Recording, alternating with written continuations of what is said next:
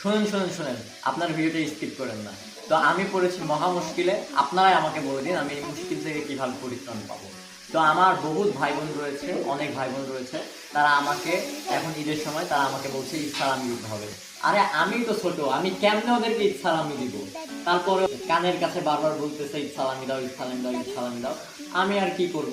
তো আমার মানবতার খাতিরে আমি যতটুকু সামর্থ্য হয়েছে আমার সামর্থ্য অনুযায়ী আমি তাদেরকে ঈদ সালামি রেডি করেছি। তো আমার অনেক ভাই বোন রয়েছে, তো তাদের জন্য আমি ঈদ সালামি রেডি করেছি। তো আমি অত ভালো কার্ড বানাতে পারি না, আমি যতটুকু পেরেছি আমার নিজের মতো আমি ছোট একটা কার্ড বানিয়েছি। তো কার্ড বানিয়ে তাদের জন্য ঈদ সালামি রেডি করেছি।